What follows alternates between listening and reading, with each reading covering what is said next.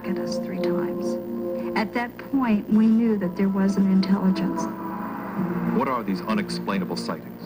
And why does it happen so frequently here near Sedona? Could there be a stargate or portal to other dimensions? According to UFO researchers like Brian Myers, the answer may be found in science. Well, the scientific community has done a lot of research on dimensions. They have established that there are multiple dimensions existing in the same space. Now, why certain areas are like bleed-through areas or merging points or what people are calling portals, we don't know that. Sedona, for centuries thought to be a mystical place, a sacred location where strange and inexplicable things happen. Now photographic evidence seems to support these legends, and thanks to a special agreement, the Bradshaw Ranch will soon be a research site on multiple dimensions. I read about the Bradshaw Ranch right outside of Sedona, which is a famous area known to be a portal. There's several books about that available. So I read those books, and so I said, we're going to go there and check this out. Didn't really expect to see any orbs, but, well, I thought I would check it out. So the way to verify it's not a camera anomaly is to use multiple cameras. Right. Okay, so we had a video camera and real high-quality Canon cameras, not cheap cameras, on tripods, so there's no movement, with flash, without flash, with a professional photographer. And we caught orbs flying around without flash on video and still photography at the same time.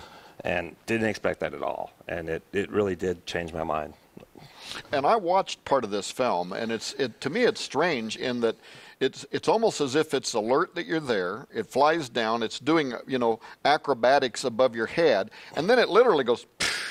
It just kind of fades in and out. And it just like mist just going apart, and getting it from 2 camera angles was what really impressed me, and I was glad they set it up that way. So what is it is a different kind of a question, but the fact that these locations, Chris got some, they call them geomagnetic maps, and some of the stuff that you had studied before you went there that was talking about these different I'll let you explain it. Well, John Keel is one of the early, writers about paranormal phenomena. He wrote Operation Trojan Horse about UFOs, possibly. The Mothman Prophecies was based on his work, right? And so John Keel's somebody I studied because he's a critical thinker.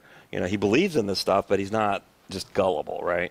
And one of the things that he had written about, he called them windows instead of portals, but he believed that in every state there were several of these windows that allowed these UFOs and entities to come and go.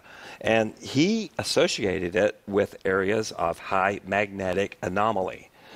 And so you can get from the government the geographical map of magnetic anomalies. Well, if you look at it, Sedona, Arizona is probably the most, on the color scale, it's pink. In our book, it's black and white, so it's not quite as clear, but it was so pink it went off the chart right there in Sedona, right where we were.